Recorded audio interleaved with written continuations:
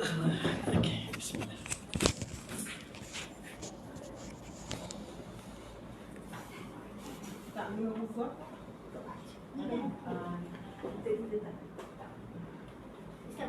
Buku, ya betul.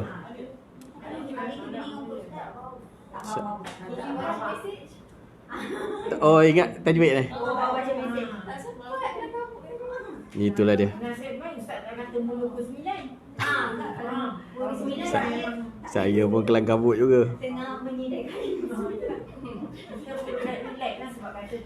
Bismillahirrahmanirrahim. InsyaAllah saya ambil masa sikit untuk share dalam grup.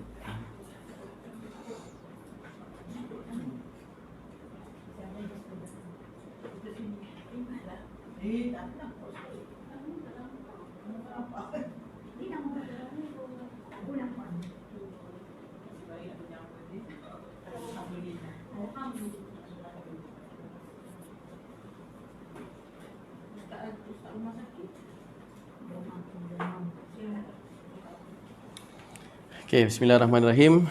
Assalamualaikum warahmatullahi wabarakatuh. Alhamdulillahirabbil alamin.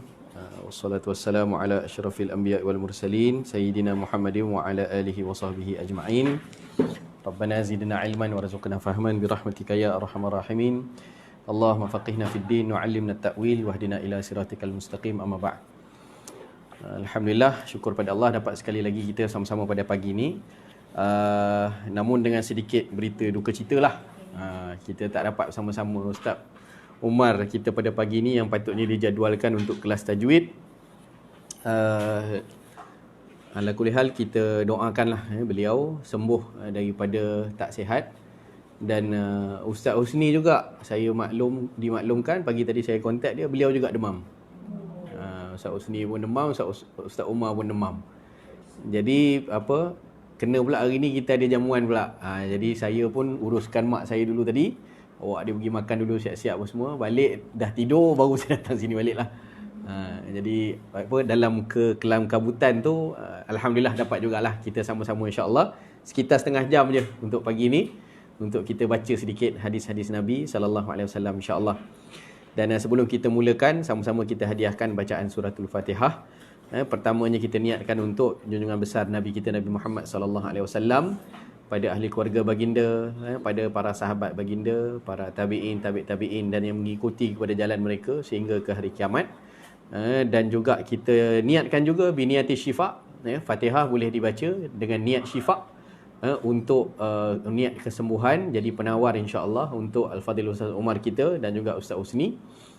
Mudah-mudahan kesembuhan Allah segerakanlah kepada beliau dan juga kepada guru-guru kita yang lain. Mudah-mudahan supaya kita dapat lagi ambil ilmu mereka insya-Allah. Ila hadratin Nabil Mustafa Rasulillah sallallahu alaihi wasallam wa ila arwahi azwajihi wa dhurriyyatihi wa ila kulli sahabatin ajma'in wa ila tabi'in wa tabi'in lahum bi ihsanin ila yaumiddin wa khususan li ruhi abaina wa li ummahatina wa ajdadina wa jaddatina wa bi niyati syifa syai'un lillahi lahumul Fatihah. A'udzu billahi minasyaitonir rajim. Bismillahirrahmanirrahim. Alhamdulillahi rabbil alamin arrahmanir rahim maliki yaumiddin. Iyyaka na'budu wa iyyaka nasta'in. Ihdinas siratal mustaqim. Siratal ladzina an'amta 'alaihim ghairil maghdubi 'alaihim waladdallin. Amin. Alhamdulillah, jadi pagi ni kita sambung hadis yang ke-17 daripada kitab 40 hadis Akhlak Mulia yang disusun oleh Syekhna Abuya Syekh Ahmad Fahmi Zamzam hafizahullah taala. Dan kita baca hadisnya, hadis yang ke-17 minggu yang lalu, bulan yang lalu kita bahaskan hadis yang ke-16. Minggu lalu ke bulan lalu ni? Minggu lalu rasa yang kita bahas banyak tentang risalah adab tuan rumah dengan ni kan, minggu lepas. Okey, hari ni kita masuk hadis yang kedua, yang berkaitan, iaitu hadis temanya menghormati jiran. An Abi Shuraih Al-Khuza'i radhiyallahu anhu anna an-nabiy sallallahu alaihi wasallam qala man kana yu'minu billah wal yawmil akhir falyuhsin ila jarihi. Daripada Abu Shuraih Al-Khuza'i radhiyallahu anhu bahawasanya Nabi sallallahu alaihi wasallam bersabda, siapa yang beriman kepada Allah dan juga hari akhirat, maka hendaklah dia berbuat baik kepada jirannya. Simple saja hadisnya. Nabi ingatkan kita, siapa yang beriman dengan Allah, maksudnya orang yang percaya Allah ada perintah dan ada larangan. Maknanya kepada makhluk pun begitu juga. Ya. Waalaikumsalam warahmatullahi. Pada pada jiran itu ada perintah dan larangan Allah. Maksudnya perintahnya Allah suruh buat baik dengan jiran. Dan larangannya adalah Allah Ta'ala minta agar kita jangan menyakiti kepada jiran. Jadi pada jiran ada perintah dan larangan. Maka orang yang beriman kepada Allah, dia pasti akan mengikuti perintah Allah untuk dia nakkan redha Allah. Ya, begitu juga dia akan menghindari daripada larangan Allah, ya, supaya dia tidak dapat murka Allah. Dan kenapa Nabi SAW sebut berkenaan dengan siapa yang beriman dengan yaumil akhir, beriman dengan Allah dan beriman dengan hari akhirat? Sebab orang beriman, dia tahu bahawa hari akhirat itu adalah hari yang akan dibalas akan segala amal yang dilakukan di atas muka bumi. Jadi kalau dia buat baik dengan orang, Allah balas baik. Kalau dia buat buruk, Allah balas buruk. Tapi kalau Allah nak ampunkan, Allah boleh ampunkan di atas perbuatan buruk dia. Dan kalau Allah nak tukarkan daripada dosanya menjadi pahala, pun Allah Ta'ala boleh tukarkan menjadi pahala. Dalam satu hadis pernah disebutkan, Nabi kata, aku tahu orang yang pertama masuk syurga dan orang yang terakhir meninggalkan neraka. Yang pertama masuk syurga aku tahu, dan orang yang last kali tinggalkan neraka pun aku tahu. Jadi diberitakan orang ini, Allahumma salli ala sayyidina Muhammad, dibentangkan kepada dia akan dosa-dosa dia. Tapi Allah minta malaikat bentang tu, dia sort dululah, disusun dulu. Yang dosa-dosa besar letak belakang, yang dosa-dosa kecil bentang dulu. Jadi dibentanglah pada dia dosa-dosa dia yang kecil saja. Macam kita kalau file komputer, kita boleh sort, boleh susun, boleh pilih nak sort by apa. Susun by tarikh, dia akan letak tarikh yang dulu kat atas ke, dulu kemudian ke, ataupun ikut size file ke, besar dulu ke, yang kecil bawah ke. Jadi dia susun nanti waktu hisap itu, dibentangkan amal dia tu, disusun. Jadi yang besar-besar dosa dia belakang, bentang yang kecil-kecil dulu. Maka dibentanglah, fa'alta kada wa kada fi yaumi kada wa kada, engkau buat gini-gini pada hari sekian-sekian, gini-gini. Jadi dia tak mampu nak buat apa, melainkan dia ikrar saja, mengaku saja, ya betul, saya buat. Kan dalam hati dia, dalam hadis tu Nabi SAW sebut, dalam hati dia ketika itu bahawa dia sangat takut kantoi dosa-dosa yang besar. Ni baru dosa kecil ni, tak jenuh nak jawab lah. Cerita dia jenuh nak jawab. Dia takut sangat kalau dosa besar dia dikeluarkan ataupun dibentangkan. Habis dosa kecil dia, Allah Ta'ala suruh malaikat tukarkan semua dosa-dosa kecil ni. Tadi banyak tu, dah banyak kan, tukarkan semua dosa-dosa ni jadi pahala, jadi kebaikan. Maknanya Allah bagi rahmat pada dia, Allah bagi belas kasihan. Dosa banyak tapi ditukarkan jadi pahala. Jadi orang ni terus dia tengok bertukar dosa dia yang banyak jadi pahala.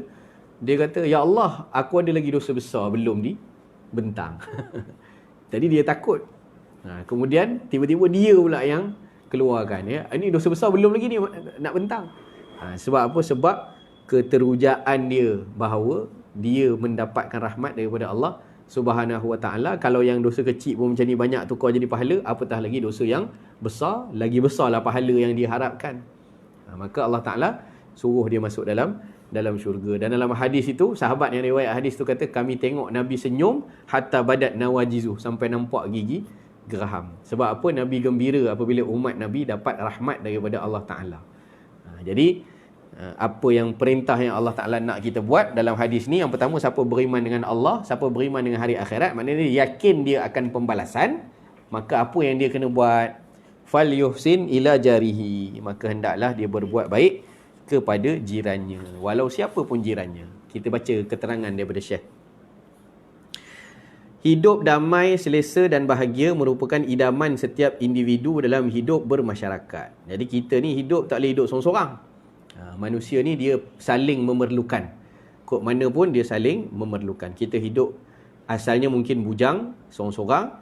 kita berkeluarga, kita beranak pinak, kita ada orang jiran sebelah-sebelah, ya, kemudian kita ada komuniti, kemudian kita ada daerah, kita ada negara. Ya, jadi masing-masing hidup bermasyarakat. Jadi setiap daripada kita mestilah nak hidup dalam masyarakat yang baik lah.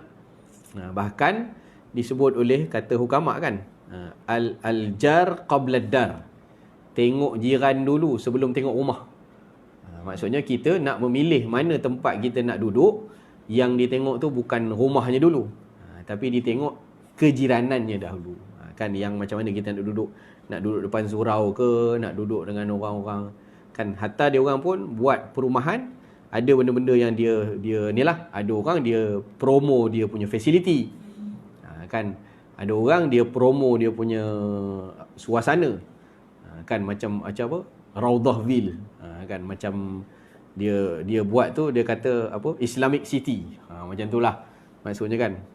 Jadi ada benda macam tu lah. Jadi orang menawarkan suasana masyarakat. Orang-orang yang duduk di kondo ataupun di apartment, dia kata living life ni, hidup dalam ni je, tak payah keluar banyak, semua ada keliling. Jadi dia wujudkan kita ada 32 fasiliti dalam ni kan. Jadi turun rumah semua ada keliling rumah, nak gym, nak kolam renang, nak kedai, nak sekolah, nak apa, semua ada dalam kawasan tu. Tapi bayar maintenance je lah. Bayar maintenance lah, jenuh pula kan. Tapi itulah hidup damai, selesa, bahagia ni masing-masing merupakan idaman setiap individu dalam masyarakat. Dalam hal ini tidak akan tercapai kecuali apabila seseorang itu mempunyai jiran atau tetangga yang baik. Jadi sukarlah nak dicapai hidup bahagia selesa tu kalau tak ada kejiranan ataupun jiran-jiran yang baik. Kebaikan jiran sangat besar ertinya dalam kehidupan kita. Ia akan memberikan kebahagiaan kepada kita. Jiran yang baik adalah jiran yang menjaga adab-adab berjiran, tolong-menolong, nasihat menasihati, ziarah menziarahi, menjaga kepentingan bersama dan juga lain-lain. Jadi banyak benda yang kita kena fikirkan, bukan hanya kepentingan diri kita sendiri tapi juga kepentingan orang lain. Tengok kejiranan. Kadang-kadang jiran rumah dah lama banyak orang veteran. Kan anak-anak pun dah besar, lain pula pesen dia. Kan kadang-kadang kejiranan tu banyak orang-orang muda, anak-anak semua kecil-kecil. Petang-petang penuh depan jalan raya, anak main bersikap, berlari, suasana dia berbeza. Kan kalau kejiranan dia duduk dalam keadaan orang yang tak sesuai ataupun dia selfish, mentingkan diri sendiri, ni apa budak-budak main ni, bawa laju dalam taman, mungkin membahayakan orang. Kan ada perkara-perkara yang macam itu. Kan? Jadi kena fikirkan sama tentang keadaan orang lain. Kita tengok kan, tengok keadaan orang lain.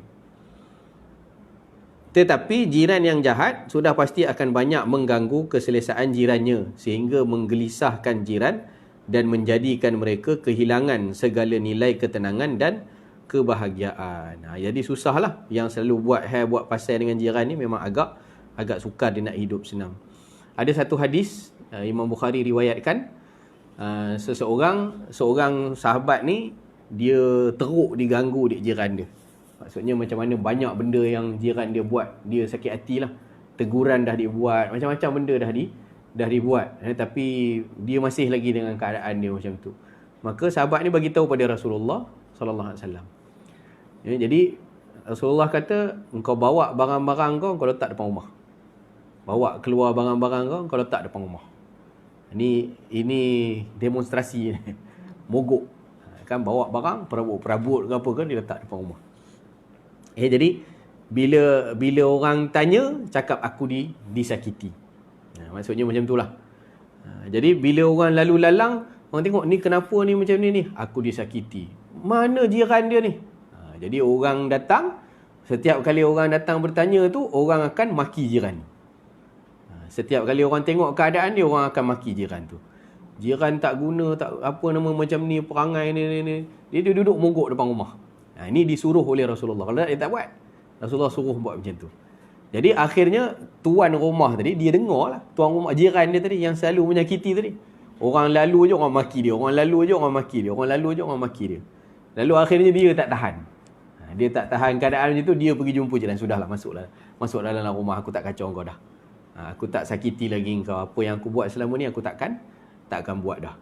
Jadi itu satu hadis yang disebut oleh Imam Al-Bukhari dalam kitab Adabul Mufrad, diceritakan tentang perkara tersebut. Salah satulah daripada cara dia mogok itu dia buat sebab jiran tadi tak putus-putus menyakiti dia.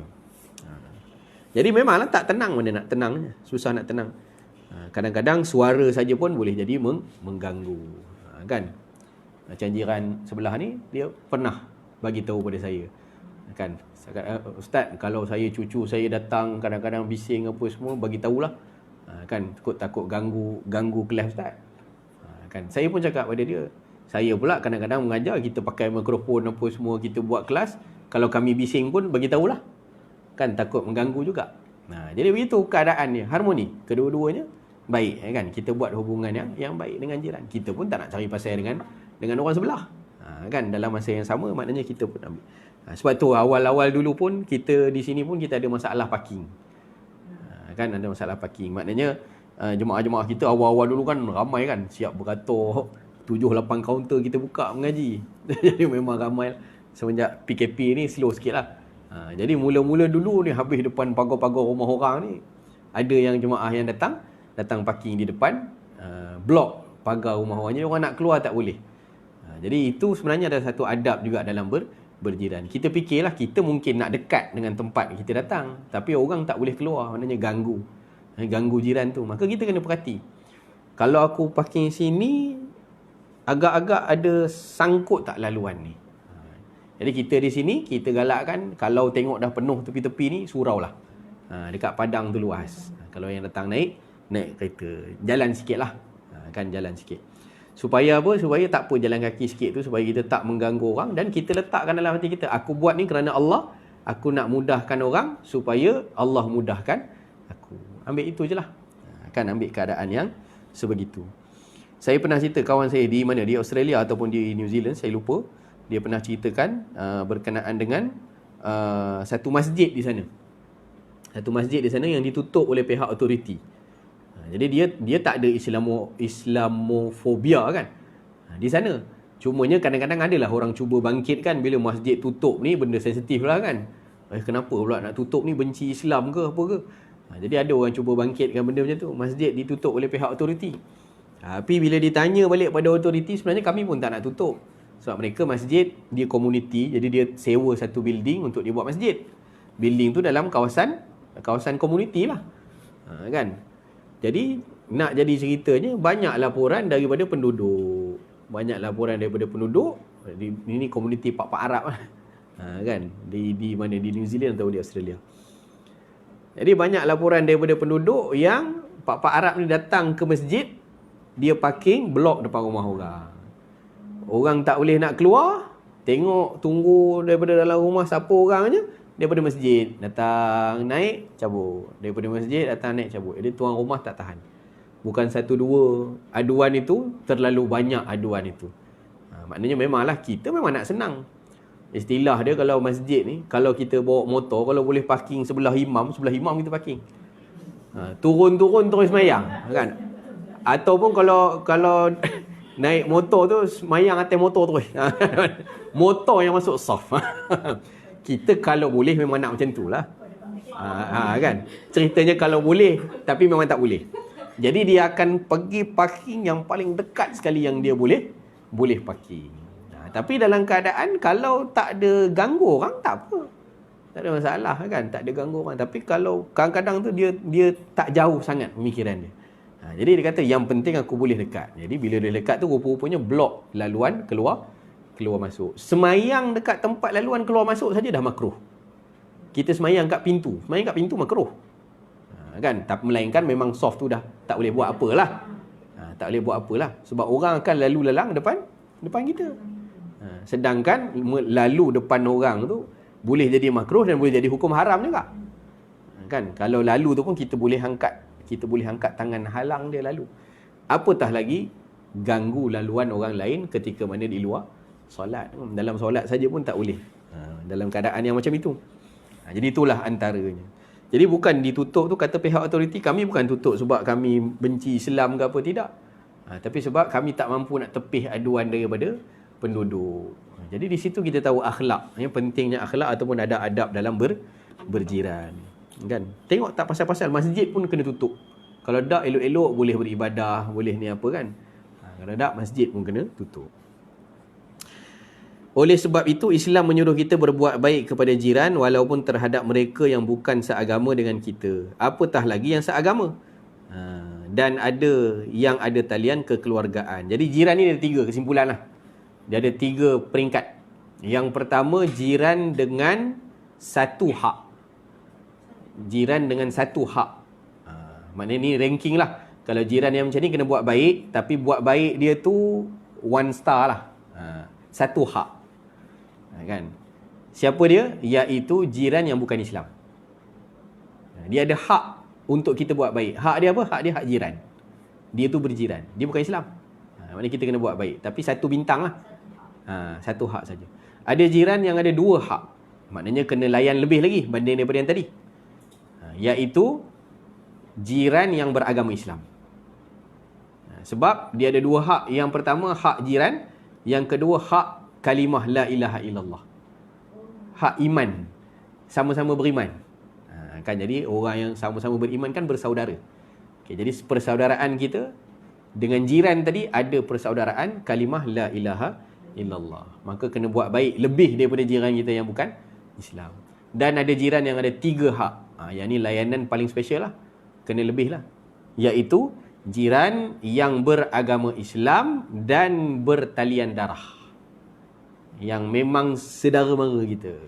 Pertalian darah. Yang tu kena layan lebih. Kena layan lebih. Ada anak beranak duduk dekat, sepupu sepapat duduk dekat. Kalau nak bagi apa-apa, bagi ke dia dululah. Dia yang paling layak dapat 3 hak. Dia berjiran, dia saudara se-Islam, dia saudara darah. Yang tu kena bagi lebih. Kan? Kadang-kadang ada macam tu kan. Sebelum beli rumah tu dia pakat-pakat adik-beradik. Ni ada tampur perumahan baru nak buka ni. Jom kita ramai-ramai saudara mara beli sini dekat senang. Kita berkumpul-kumpul sebelah-sebelah. Kadang-kadang macam tu. Belakang siap boleh pecah lagi. Ada kan ada sebahagian kawan saya. Belakang tu dia pecah buat macam ada balcony untuk minum-minum keluarga. Sebab 3 pintu rumah sebelah-sebelah semua sepupu-sepupu belaka. Jadi anak-anak boleh main sekali kan. Jadi rapat. Macam tu. Jadi itu lebih baik.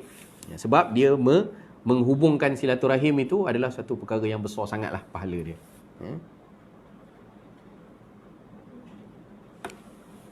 Sikit lagi Kita baca satu hadis lagi. Tak habis. Islam telah menjadikan amalan berbuat baik kepada jiran ini sebagai bukti keimanan seseorang terhadap Allah dan hari akhirat. Okey. Jadi berbuat baiklah kita dengan jiran, tunaikanlah hak dia walaupun dia bukan Islam. Okey, hadis yang ke-18. Kita baca satu hadis lagi 10 minit. Berkelakuan baik terhadap kawan. Bila dah jiran, ada kawan pula. Okey. Sebelum itu, berapa rumah yang kita nak anggap sebagai jiran? 40 macam mana? Kiri kanan depan belakang. Jadi kalau 40 kiri kanan depan belakang, cuba kali 40 sini, 40 sini, 40 sini, 40 sini, 160 rumah. 160 rumah tu sekampung sebenarnya. Ni kalau taman ni berapa? Satu line katalah ada 10, jalan ada 6, baru 60 rumah. Satu taman baru 60 rumah. Jadi kalau 160 rumah, sebenarnya satu kampung ni, Sungai Ramal ni. Di Sungai Ramal ni sebenarnya satu kejiranan. Kalau dalam kitab lama pun, kitab Syekh Abdul Somad Palembang, Syarif Salikin memang disebut adab sekampung. Sebenarnya adab berjiran. Diguna kalimah itu adab sekampung. Okay. Jadi sebenarnya luas jiran. Cuma dibahaskan detail lah. Dalam bab-bab adab kejiranan dibahas detail. Siapa dia yang paling utama untuk kita buat baik? Nabi kata yang paling dekat pintunya dengan pintu rumahmu. Pintu dia dengan pintu rumah. Depan, sebelah, belakang. Kan? Depan, sebelah, belakang. Yang utama lagi depan lah. Belakang tu mungkin jauh sikit. Belah belakang. Kan? Jadi kiri kanan depan belakang. Yang itu yang paling utama. Kata ulama, kenapa paling utama? Sebab dia yang paling nampak apa-apa yang kita buat. Maksudnya kalau ada apa-apa masalah, dialah akan dengar. Kalau kita minta tolong, line yang 2 ke depan boleh dengar tak jerit kita? Yang kita jerit minta tolong, apa-apa berlaku rumah, siapa yang akan dengar? Yang paling dekat dengan pintu lah. Sebab tu dia dalam agama kita elok kita buat baik dengan yang dekat tu, supaya apa-apa benda memang jadi mudah. Kan? Kadang-kadang nak minta tolong, ada emergency kan, anak nak letak mana? Bang, boleh tak tengok anak aku jap, aku kena pergi tengok mak aku. Ini isteri aku accident apa ni kan. Jadi nak pergi cepat ni, anak tak boleh nak urus, boleh tak tengokkan? Boleh, dia pun pergi sebelah aja. Dia pun tak banyak sangat benda yang dia nak pantau. Jadi yang dekat dengan kita itu sebenarnya yang paling utama untuk kita buat baik. Okey. Boleh. Hadis 18 ini cerita kawan pula, sahabat. An Abdullah bin Umar radhiyallahu anhuma qala Rasulullah sallallahu alaihi wasallam khairul ashabi 'inda Allah taala khairuhum li sahibihi, rawahu Tirmizi. Daripada Abdullah bin Umar radhiyallahu anhuma, beliau berkata Rasulullah sallallahu alaihi wasallam bersabda, sebaik-baik sahabat itu di sisi Allah taala adalah orang yang paling baik akhlaknya terhadap sahabatnya. Jadi hadis riwayat Imam Tirmizi. Nabi SAW pernah masuk hutan cari kayu. Dapat 2 batang. Satu batang lurus, satu lagi bengkok. Ini kayu ni biasanya Nabi buat siwak lah. Buat siwak. Satu batang tu lurus, elok. Satu lagi tu bengkok sikit.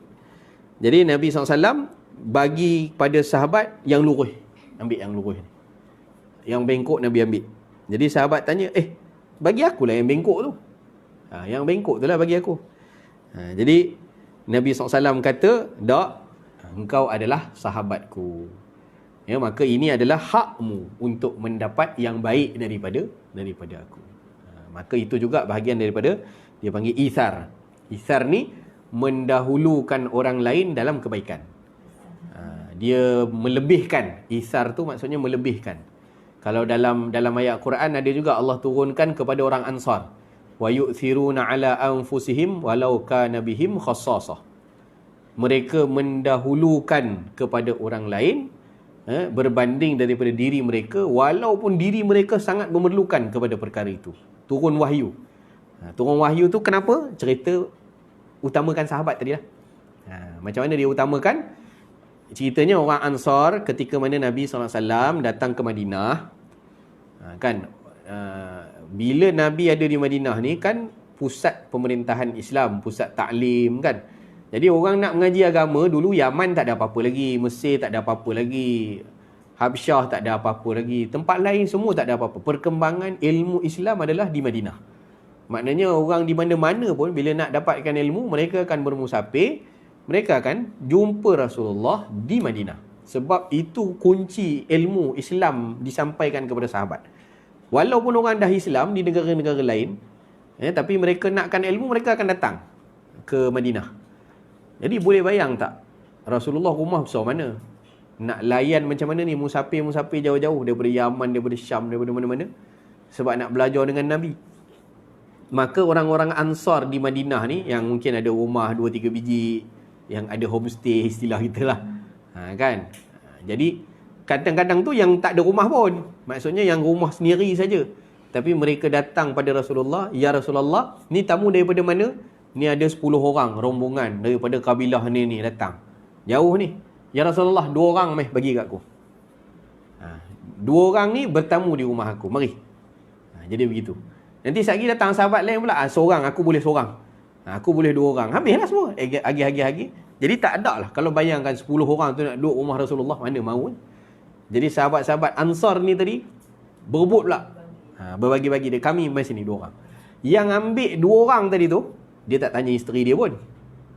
Dia rumah bersedia dah nak terima tetamu ni. Tak. Tapi sebab dia kata tak apa. Ini kesian ke Rasulullah. Tengok dia orang ni pun jauh. Kesian pada dia orang. Mari je lah rumah aku, tempat berteduh. Bawa balik. Ini yang pagi isteri sambut. Yang ni abang bawa balik 2 orang tamu Rasulullah. Tak apalah masuk. Duduk kat ruang tamu. Pergi ke dapur. Isteri beritahu, bang, mana ada makanan? Rumah kita tak ada apa, melainkan makanan anak kita saja. Makanan kita tak ada lah, makanan anak aja tinggal. Jadi suami pun kata, pandai-pandailah kita buat drama sikit. Makanan anak tadi pergi bagi ke tamu. bagi tetamu. Istilah kita tu biskut falis ras lah. Kan? Makanan anak ni pisang, buah pisang kan. Makanan budak. Bagi yang tu ke tamu. Tamu ni musafir jauh pula. Kan dia bukan tahu tempat tu, kadang bukan ada bekalan mana pun. Dapat makan, habis licin dia makan. Jadi makanan anak tak ada. Anak menangis. Mak nak makan, mak nak makan. Jadi sahabat ni buat apa? Buat drama. Dia buat drama lah. Pergi dapur, isteri ni tadi buat masak. Kacau air, bubuh batu dalam periuk kan. Kacau. Nak masak dah, nak empuk dah. Tak empuk-empuk dah pun batu. Kan, buat drama. Jadi anak tadi letih, mak nak makan, letih makan, tidur. Tidur je lah anak tu. Tak makan anak tu. Kerana apa? Mereka beri makan kepada tetamu Rasulullah. Besoknya datang jumpa Rasulullah. Rasulullah kata, aku tahu. I know what you did last night. Kenapa tahu? Wahyu turun. Kan Allah Ta'ala memuliakan kalian dengan apa yang kalian buat semalam. Itu je lah. Itu turun. Wa yu'thiruna ala anfusihim walau kana bihim khassasah. Mereka mengutamakan sahabat mereka berbanding diri sendiri walaupun keperluan pada diri itu lebih. Itu Allah Ta'ala puji sangat. Itu berlaku baik kepada sahabat. Dalam perang Yarmouk kan, kisah yang masyhur.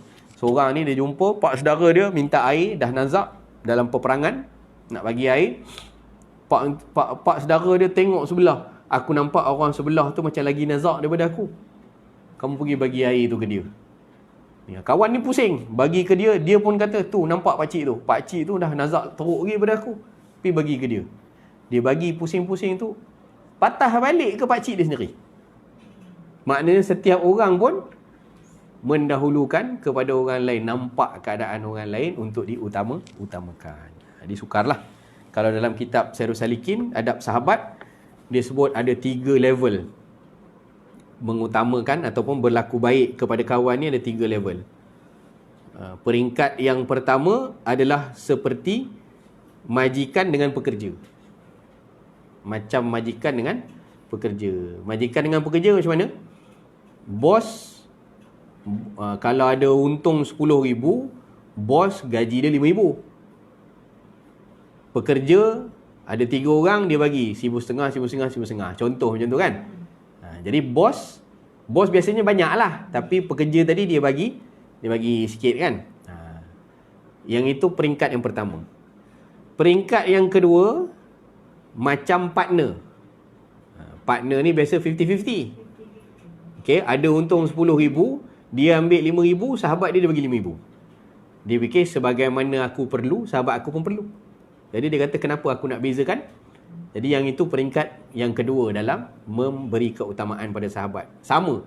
Macam mana dia bagi untuk diri dia, macam tu dia bagi untuk sahabat dia. Dan level yang ketiga, isar ni tadi.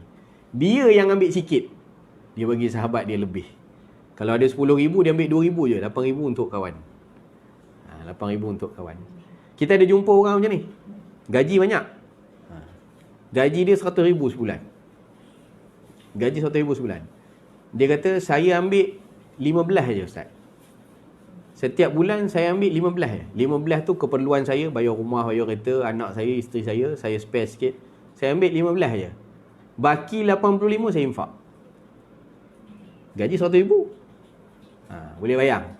Kan kita dengar macam tu kan. Itu yang bagus. Banyak beri manfaat pada orang. Kalau orang gaji 100,000, 100 dia pakai untuk diri sendiri je, orang lain minta pun jenuh nak lepas. Kan, lagi besar periuk, lagi besar kerak dia. Saya pun dah jumpa banyak orang yang macam tu juga. Kan, kalau dah gaji 100,000, takkan nak beli rumah 150,000. Gaji 100,000, kereta kurang-kurang 2 juta. Rumah mesti beli yang 3 juta. Jadi besar periuk, besar kerak. Tapi ada orang yang tak macam tu. Hidup dia simple je. Gaji 100,000. Tapi saya ambil 15. 15 tu pun banyak sangat dah. Sebulan 15,000. Dia kata 85 lagi tu saya nak pakai untuk apa pun, dia kata. Jadi yang lebihnya tu saya gunalah. Ada orang susah saya bagi, ada sekolah saya buat, ada masjid saya ni. Jadi dia guna untuk itu. Ada seorang guru saya, almarhumah, dah meninggal dah pun. Dia tak ada anak. Almarhumah Ustazah Sharifah Hamadiah, guru saya masa di Kuza dulu, pensyarah saya masa di Kuza. Dia tak ada anak. Jadi dia kata dia mengajar dah. Gaji dia memang cukup untuk dia spare makan je. Lebih daripada tu, suami isteri buat macam tu. Kumpul, kita guna habis untuk makan, ada hak spare untuk sebulan lagi, kan? Lepas tu yang baki tu semua infak. Baki semua infak. Tak ada nak simpan zuriat, tak ada. Kan nak turun ke mana harta. Jadi dia kata hadis Nabi yang 3 tu jariah kan. Anak soleh yang mendoakan, ilmu yang bermanfaat, sedekah jariah. Saya ni dah hilang satu sumber, dia kata. Daripada 3 tu, tinggal 2 je sumber saya. Anak soleh yang mendoakan tak ada. Jadi saya ilmu yang bermanfaat dan sedekah jariah. Ilmu manfaat saya mengajar orang. Kemudian sedekah, itulah gaji daripada saya mengajar orang, saya guna untuk makan, baki tu ambil lah semua ke orang lain. Tak ada apa dah hidup saya. Meninggal lah. Tapi susah nak cari orang tu. Tak ada simpan, bulan-bulan pun tak ada simpan.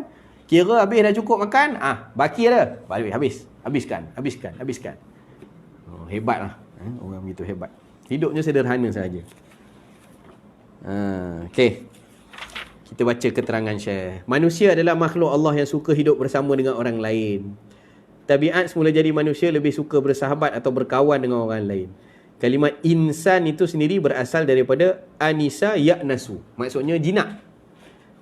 Anisa ya'nasu maksudnya jinak.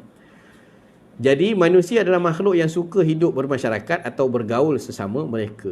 Tengok orang kemurungan. Orang kemurungan kan. Dia kalau terperuk dalam rumah, biasanya jadi sebab utama untuk seseorang kemurungan. Kan kemurungan. Kita banyak tidur kan? Banyak tidur pun sama juga. Tidur. Cuba test tidur 3 hari tak orang bangun. Kan? Tidur setengah hari pun dah bengong kan? Betul. Saya rekod 2 hari lah. 2 hari pernah. Musim sejuk masa di Mesir. Yang tu memang sedap lah tidur. Memang sedap tidur. Bangun-bangun tengok jam pun tak tahu ni hari apa ni. Dia rasa macam blur-blur sikit kan. Habis qada 5 waktu sembahyang. Memang tak sedar betul. Tak sedar betul. Tak sedar sungguh. Sedap sangat tidur. Okey, jadi manusia ni memang jinak lah dengan orang lain yang suka hidup bermasyarakat. Kita tak boleh hidup seorang-seorang. Sebab tu kadang-kadang ada benda emosi kita cukup sekadar kita cerita pada orang dah lega. Kita pendam seorang-seorang, dapat ada kawan kita cerita sikit je. Aku ni gini. Aku tahu engkau pun bukan boleh selesaikan masalah aku pun. Kan, engkau tak boleh selesaikan masalah. Tapi kau tadah telinga je lah. Aku nak cerita je. Kan, aku nak cerita je.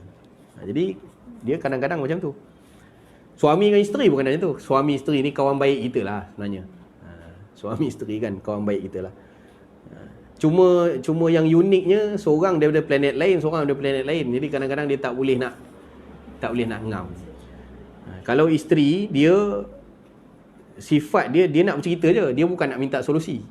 Dia dapat luah pun jadilah. Sifat orang lelaki pula, dia ni solution, penyelesai masalah.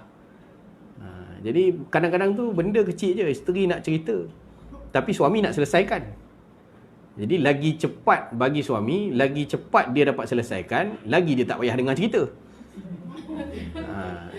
Tapi bagi orang perempuan, kalau dia tak ada masalah pun, dia akan cari masalah untuk dia cerita.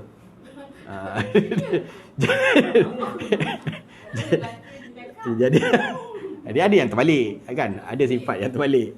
Cumanya macam tu lah. Itu kita kata seorang planet lain. Jadi itulah yang juga sebenarnya memeriahkan rumah tangga lah.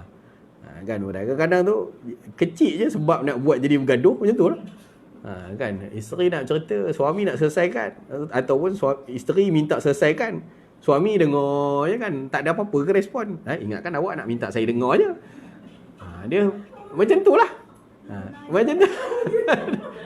Dia dengar, oh ya ke? Oh ya ke je? Ya ke je? Kan, jadi masalah. Macam tu lah. Di samping itu, Islam menyuruh kita supaya sentiasa berbuat baik terhadap orang lain. Bahkan Islam mengajarkan supaya setiap individu berusaha menjadi sahabat yang terbaik daripada kalangan sahabat-sahabat mereka, supaya ia lebih dicintai di sisi Allah Ta'ala. Jadi hubungan kita bukan hubungan sekadar dengan makhluk sahaja sebenarnya. Persahabatan kita, persahabatan yang kita nak bawa sehingga akhirat. Kan, tujuan dia adalah untuk dicintai di sisi Allah.